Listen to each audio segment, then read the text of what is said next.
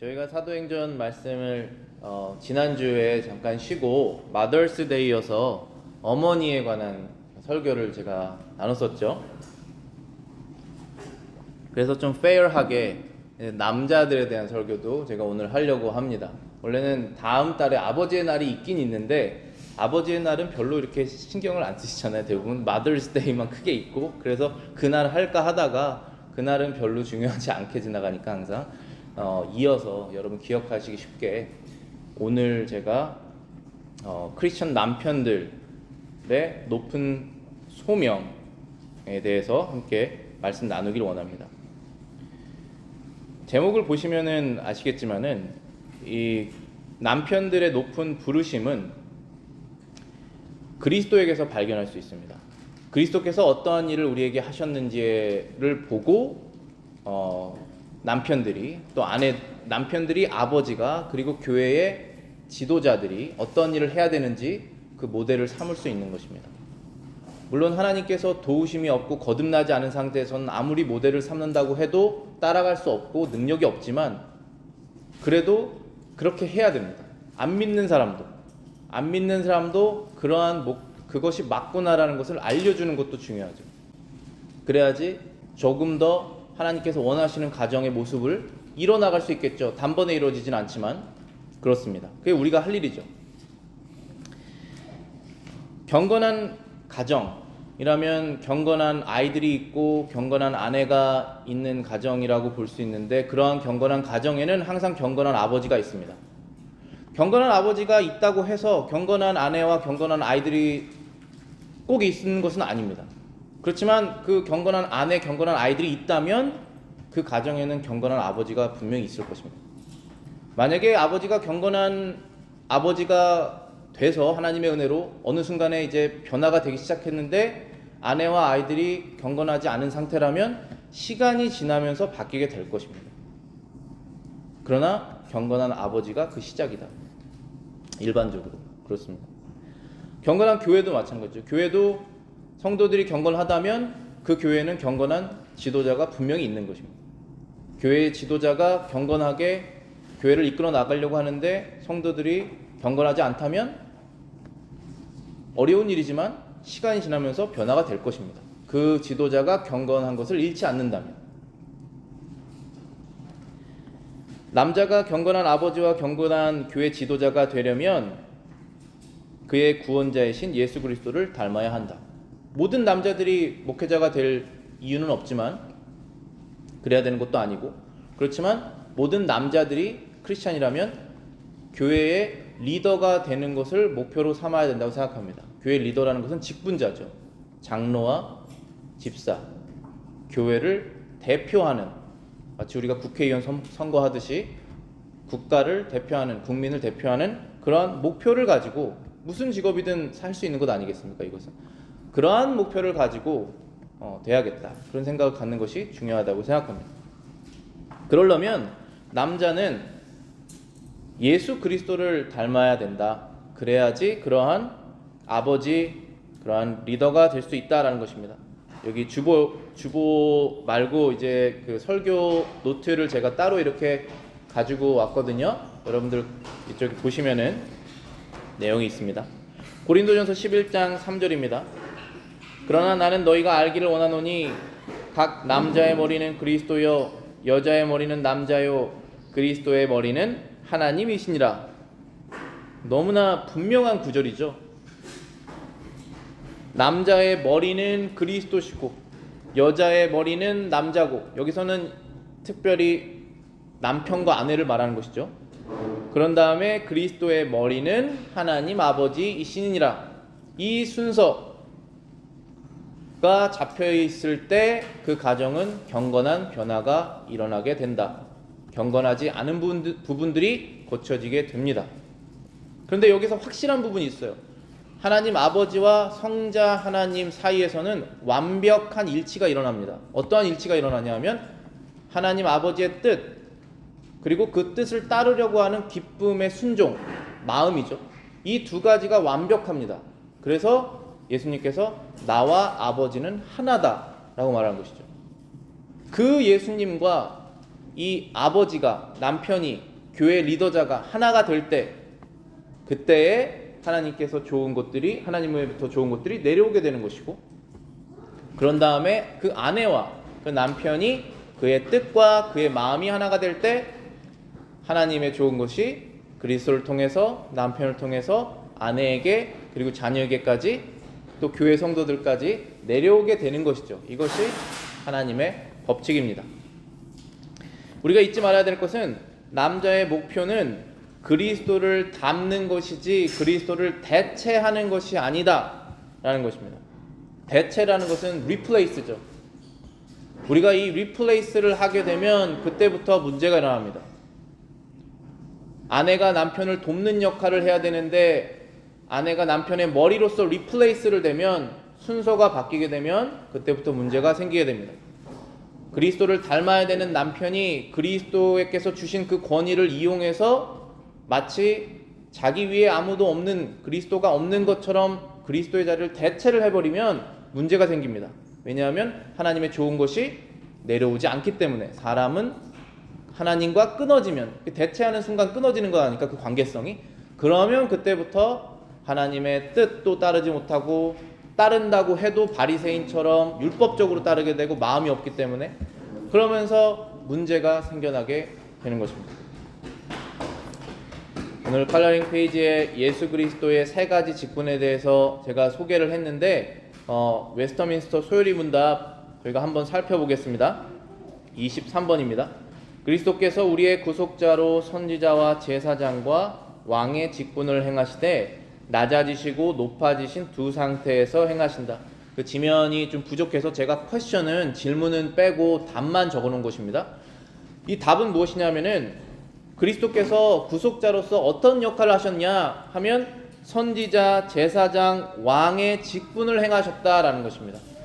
그런데 24번에 보시면은 그리스도께서 선지자의 직분을 어떻게 하셨는가 하면 여기 답이 나와 있죠. 우리를 구원하시고자 하는 하나님의 뜻을 그의 말씀과 성령에 의해 우리에게 계시하는 것이다.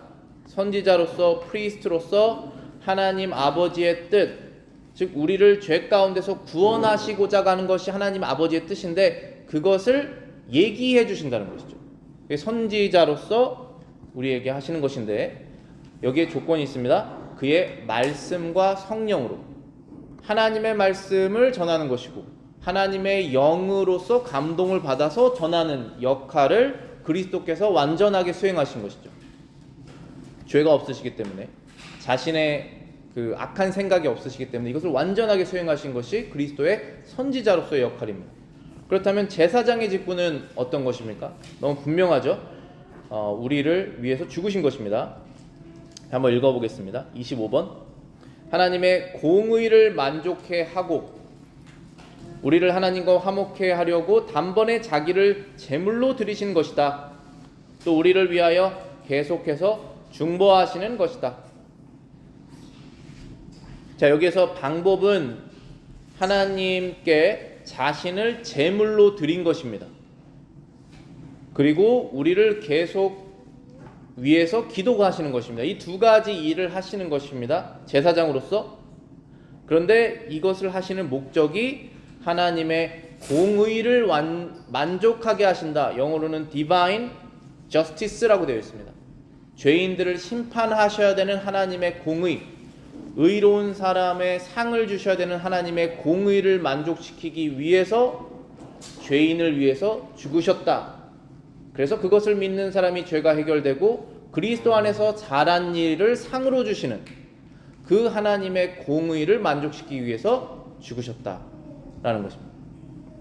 그럼 두 번째는 죽으시고 난 다음에 죽음에 머무르지 않으시고 부활하셔서 지금도 살아서 무슨 일을 하십니까? 기도하신다, 하나님 우편에서 라고 말씀하시는 것이죠. 근데 무엇을 위해서 기도하느냐, 무엇을 위해서 기도하시느냐 하면 당연히 우리의 구원받은 사람으로서 거룩하게 변화되는 것을 위해서 기도하시겠죠. 그것을 위해서 하시는 것입니다. 26번입니다. 그리스도께서 왕의 직분을 킹으로서 어떻게 하시느냐, 우리를 자기에게 복종하게 하시고 우리를 다스리며 보호하시고 자기와 및 우리의 모든 원수를 억제하고 정복하시는 것이다. 예수님께서 왕으로서 우리를 위해서 하시는 일, 지금도 하시는 일은 우리를 자기에게 복종하게 하신다는 것입니다. 그리고 다스리고 보호하신다. 그런데 왜 하시느냐에도 나와 있죠. 그 목적이 우리의 모든 원수, 자기와 우리의 모든 원수라고 되어 있습니다.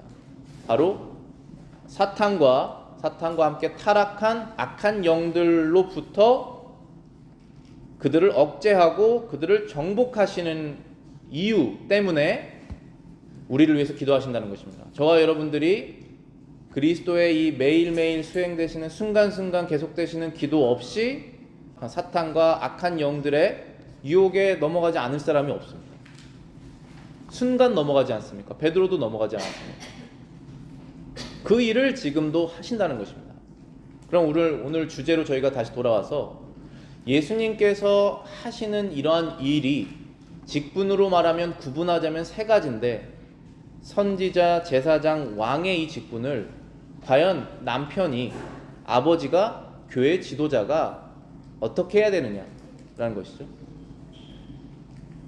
어려울 수 있지만 방법은 심플합니다. 따라하면 되는 거예요. 똑같이 따라하면 됩니다. 따라해야 된다는 걸 아는 것이 먼저 중요하겠죠. 그리고 해야 됩니다. 선지자로서의 남편, 무엇을 해야 됩니까? 그럼 하나님의 뜻을 가르치는 것입니다. 하나님의 말씀을 가르치는 것입니다. 무엇에 의해서? 성령에 의해서. 하나님께서 주시는 그 영의 감동을 받아서 자기 생각이 아닌 하나님의 말씀을 전하는 것입니다. 누구에게? 아내에게, 자녀들에게, 또 교회 지도자라면 교인들에게 전하는 것입니다. 데살로니가 전서 2장 11절부터 12절입니다. 너희도 아는 바와 같이 우리가 너희 각 사람에게 아버지가 자기 자녀에게 권면하듯 권면하고 위로하고 경계하노니, 이는 너희를 부르사 자기 나라와 영광에 이르게 하시는 하나님께 합당히 행하게 하려 함이라. 바울이 데살로니가에 살고 있는 성도들에게 지금 바울이 했었던 일을 다시 기억하게 하는 것입니다. 내가 너희들에게 어떻게 한 것을 기억해라. 그때 마치 아버지가 자녀에게 한 것처럼, 바울과 이 데살로니가에 사는 사람들이 거의 처음 만난 사람들이지 않았겠습니까? 근데 마치 혈연 관계처럼, 혈연도 친척도 아닌 아버지와 아들처럼 그렇게 했다라는 것입니다. 무엇을 했습니까? 권면하고 위로하고 경계했다. 이 세 가지를 말하고 있습니다. 권면이라는 것은 책망하기도 하고 강하게 말하기도 하고 하는 것입니다. 위로한다는 것은 죄에 빠진 사람들에게 다시 그리스도 안에서 회복될 수 있다고 용기를 주는 것입니다. 그 용기가 없으면은 우울하게 빠지겠죠. 계속 우울하게 되겠죠. 그러나 다시 용기를 주는 것입니다. 경계했다라는 것은 워닝을 주는 거예요. 앞으로 계속 그 방향으로 두세 발짝 더 나아가면 구덩이에 빠지게 된다라고 미리 알려주는 것입니다. 이것을 아버지가 아이들에게 하는 것이죠. 아내에게 하지 않습니까? 당연히 아내에게 하죠. 교회에서 성도들의 생활을 살펴보면서 그렇게 하다 보면 지금은 모르겠지만 1년 뒤, 2년 뒤, 3년 뒤, 10년 뒤에는 당신은 여기에 있을 것입니다 하고 미리 알려줘야 돼요. 듣기 어려운 말일 거예요, 대부분. 그러나 말을 해야 됩니다. 그것이 선지자로서 남편과 아버지 그리고 교회 지도자가 해야 되는 것이다. 그러면 그 목적은 무엇이냐면 12절에 나와 있죠. 이는 너희를 부르사 자기 나라와 영광에 이르게 하시는 하나님께 합당히 행하게 하려 함이라. 하나님께서 너희 죄인들을 불러서 하나님의 영광스러운 나라로 너희들을 부르셨는데 그 나라에 합당하게 살아야 되지 않겠느냐. 그것을 위해서 내가 아버지처럼 너희들에게 권면과 위로와 경계를 했다라고 말하는 것입니다. 다음 장 보시겠습니다. 에베소서 5장 25절부터 27절입니다. 오늘 저희가 본문으로서 읽었던 구절이죠. 남편들아 아내 사랑하기를 그리스도께서 교회를 사랑하시고 그 교회를 위하여 자신을 주신과 같이 하라. 이는 곧 물로 씻어 말씀으로 깨끗게 하사 거룩하게 하시고 자기 앞에 영광스러운 교회로 세우사 티나 주름 잡힌 것이나 이런 것들이 없이 거룩하고 흠이 없게 하려 하심이니라. 자, 여기에서도 같은 목적입니다. 26절에 보시면은 씻는다, 깨끗하게 한다, 거룩하게 한다라는 것입니다. 27절에서는 영광스러운 교회로 세운다, 티나 주름 잡힌 것이 없도록 거룩하고 흠이 없게 하기 위해서 이것을 한다라고 말하고 있습니다. 교회 지도자는 성도들이 계속적으로 거룩한 방향으로 나아갈 수 있도록, 교회 남편은 아내가 거룩한 방향으로 나아갈 수 있도록, 아이들이 거룩하게 성장할 수 있도록 계속 뭐를 해야 된다고 말하고 있습니까? 여기에서 말씀으로 깨끗하게 한다라고 말하고 있죠. 저와 여러분들의 생각이 일치하는 생각들은 하나님의 말씀이 아니라면 세상적인 생각일 거예요. 거기에서는 합을 이루기가 너무나 쉽습니다. 그런데 지도자는, 아버지는, 남편은 먼저 하나님의 말씀으로 컨빅션이 있어서, 확신이 생겨서 회개가 일어나고 그 거룩한 내용을, 말씀을, 하나님 말씀을 말을 해야 된다는 것입니다. 아내에게, 자녀들에게, 그리고 성도들에게. 목적은 깨끗하게 하나님께 바치기 위해서입니다. 그렇다면 남편이 제사장으로서, 예수님께서 우리에게 하셨던 그 제사장의 역할은 남편이 어떤 것을 해야 되느냐 하면 그것도 똑같습니다. 예수님께서 하신 것을 그대로 이미테이트, 모방하는 것입니다. 따라하는 것이죠. 첫 번째는 자신을 제물로 드렸다. 이게 예수님께서 하신 것이고, 두 번째는 계속해서 중보했다. 이 두 가지입니다. 조금 전에 읽었던 에베소서 5장 25절에 보시면은 그 관계성을 정확하게 말하고 있죠. 남편들아 아내 사랑하기를 그리스도께서 교회를 사랑하시고 그 교회를 위하여 자신을 주신 같이 하라. 예수님께서 하나님의 백성들인 교회를 사랑하셔서 자신의 목숨을 주셨는데 그것처럼 따라해라라는 것입니다. 누가 누구에게? 남편이 아내에게 하라는 것이죠. 교회 지도자도 마찬가지겠죠. 교회 지도자도 성도들을 위해서 자신을 희생해라. 성도들은 아닙니까? 여러분들은 여러분의 사랑하는 다른 성도들을 위해서 희생해라. 그 말씀을 하시는 것이죠. 근데 그런 희생이 일어나려면 먼저 교회 지도자가 교인들에게, 그런 희생이 가족 간에서 일어나려면 아버지가 아내와 아이들에게, 그것이 먼저 일어나야 따라오게 된다는 것이죠. 그리고 일어나고 있다면 했다라는 것입니다. 그 아버지가, 교회 지도자가 했다라는 뜻이에요. 안 일어나고 있다면 안 했다는 뜻이거나 하고 있는데 안 따르고 있는 것입니다. 근데 시간이 지나면 따를 거예요. 이 법칙은 변하지가 않습니다. 단지 우리가 힘을 잃어서 멈추고 싶을 뿐이지 이 사실은 변하지 않는다. 그렇게 해야 된다는 사실, 하게 되면 변화가 있는 사실은 바뀌지 않습니다. 고린도전서 4장 20절입니다. 하나님의 나라는 말에 있지 아니하고 오직 능력에 있음이라. 자, 이 말은 무슨 뜻입니까? 지금 선지자로서 하나님의 말씀을 선포하는 그 말의 능력이 있다라고 말을 했는데, 지금 4장 20절에 고린도전서에서는 말에 있지 않고 능력에 있다라고 말하는 것은 무엇입니까?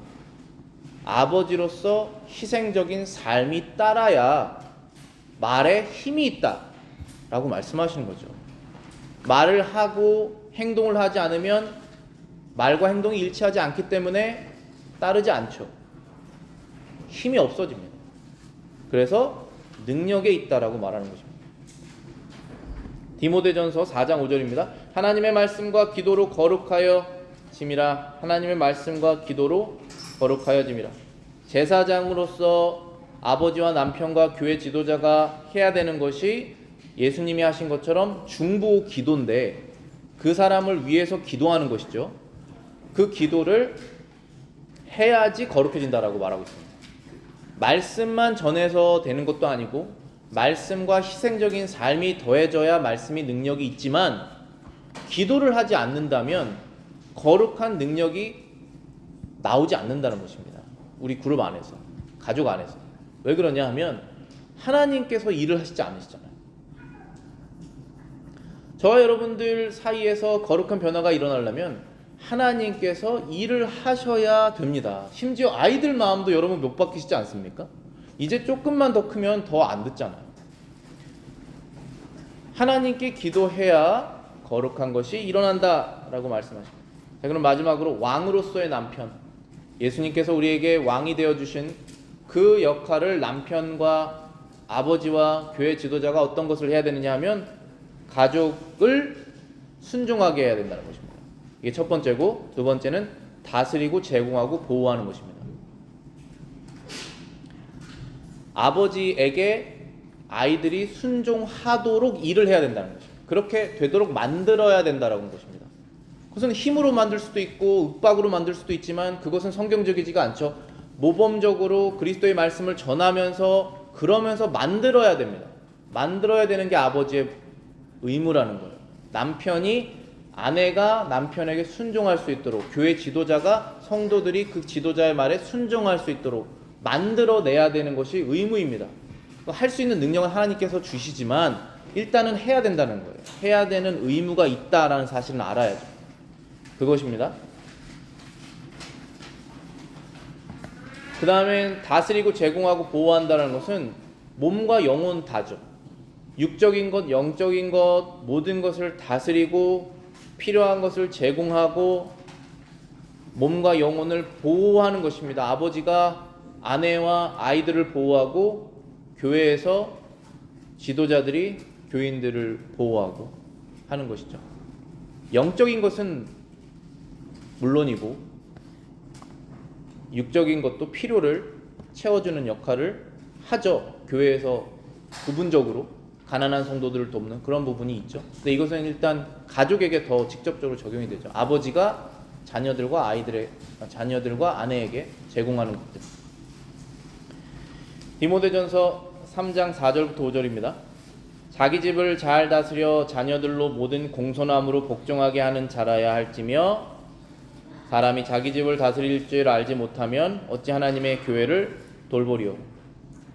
디모데전서는 오늘 예배 중에 저희가 성경 봉독했던 곳이죠. 장로와 목사의 자격에 대한 하나님의 지침입니다. 자기 집을 잘 다스려서 자녀들이 그 아버지의 말씀에 순종하는 그 순종이 집에서 일어나고 있지 않다면 어떻게 그 한 가정이 아닌 여러 가정이 모여있는 교회를 다스릴 수 있겠느냐라고 말씀하시는 거죠. 당연히 상식적인 것이고 그렇게 해야지 된다. 여호수아 24장 15절 너무나 잘 알려져 있는 구절입니다. 만일 여호와를 섬기는 것이 너희에게 좋지 않게 보이거든 너희 조상들이 강 저쪽에서 섬기던 신들이든지 또는 너희가 거주하는 땅에 있는 아모리 족속의 신들이든지 너희가 섬길 자를 오늘 택하라. 오직 나와 내 집은 여호와를 섬기겠노라. 지금 여호수아가 이스라엘 지파를 다 모아놓고 언약을 다시 맺는 장면이죠. 이제 가나안 땅이 다 정복되었고 가나안 땅에서 이제 이스라엘 백성이 살아야 됩니다. 그런데 어떻게 살지 정하라 라고 말하는 거예요. 너희가 여호와 하나님을 섬기는 것이 너희 눈에 좋게 보이지 않으면 그렇게 해라. 그리고 예전에 저 요단강 저쪽 건너편에서 너희 조상들이 이스라엘 조상들이 섬겼던 그 우상들을 섬기려면 섬겨라. 그러나 나와 내 집은 여호와를 섬기겠다 라고 말하고 있죠. 물론 우리가 나와 내 집뿐만 아니라 내 옆집과 친척과 가까운 사람까지도 다 여호와를 섬기면 좋겠죠. 그런데 먼저는 나와 내 집이 섬겨야지 그 거룩한 빛이 드러나는 것이지 저 사람은 안 섬기고 있다라고 말할 필요가 없는 것입니다. 내가 먼저 하는 것이죠. 그리고 그것을 따라서 아내와 자녀들이 하나님을 따르게 되고 그러면서 교회에 변화가 생기고 믿지 않는 사람들에게 영향력을 미치겠죠. 예레미야 6장 16절입니다. 여호와께서 이와 같이 말씀하시되 너희는 길에 서서 보며 옛적 길 곧 선한 길이 어디인지 알아보고 그리로 가라. 너희 심령이 평강을 얻으리라. 자, 지금 아버지가 해야 될 일, 여기에서 살펴볼 것은 어디로 갈지 방향성을 제시해야 되는 거예요. 물론 여기에서 선지자가 하는 일과 같이 지금 믹스드가 돼 있지만 항상 그렇습니다. 이 직분을 행할 때는 선지자, 왕, 제사장의 이 직분이 정확하게 나뉘지 않을 때가 있어요. 바로 이 부분이 그런 부분인데, 지금 하나님께서 선지자 예레미야에게 하시는 말씀이 이스라엘 백성에게 이 말을 전해라. 너희는 길에 서서 보며, 잠깐 멈추라는 거예요. 길을 가기 전에 잠깐 멈춰서 보아라. 옛적 길이 어떤 길인지, 선한 길이 어떤 길인지 그 길을 먼저 보아라. 그런 다음에 알아보고 그 다음에 가라. 계획을 세우고 그 다음에 행동해라 라는 것입니다. 그러면 너희들 마음속에 평강이 있을 것이다. 하나님의 말씀대로 우리가 살지 않으면서 평강은 있을 수 없습니다. 우리 그리스도인들이라면. 세상이 줄 수 없는 평강을 누리는 방법은 무엇입니까? 하나님의 말씀을 따라서 지키면서 사는 것이죠. 근데 세상이 여러분들을 가만히 둡니까? 가만히 서서 내가 가야 될 길을 생각하지 못하게 만들죠. 그리고 수많은 뉴스와 미디어를 통해서 여러분들이 나아갈 길은 이 길이라고 알려주죠. 그러나 하나님께서는 우리 그리스도인들에게 하시는 말씀이 멈춰서 생각하고 하나님께서 원하시는 그 옛 선한 길이 무엇인지를 먼저 보아라. 그런 다음에 너의 민족을 이끌어라 라고 말씀하시는 것이죠. 오늘 말씀을 제가 마치면서 그럼 우리는 지금 무엇을 해야 되느냐 하면 결론은 이것입니다. 우리가 이제는 예수 그리스도로 의해서 우리가 죄로부터 건짐을 받았다면, 구원을 받았기 때문에 이제는 경건한 남편, 교회의 경건한 리더자가 되자. 이것이 우리 남자들에게 적용할 수 있는 부분이고, 결혼하지 않으셨다면 준비해라라는 것이죠. 그렇게 되도록. 그럼 여성분들이라면 그러한 남자들이 되도록 그들을 위해 도우라는 것이죠. 어떻게 돕느냐? 기도와 말과 행동으로 돕는 것입니다. 경건하게 나아가려고 하는데 반대적인 말을 하는 어리석은 아내가 얼마나 많이 있습니까? 남자는 아내의 말에 굉장히 휘청휘청하는 존재잖아요. 도움이 그 영향력이 굉장합니다.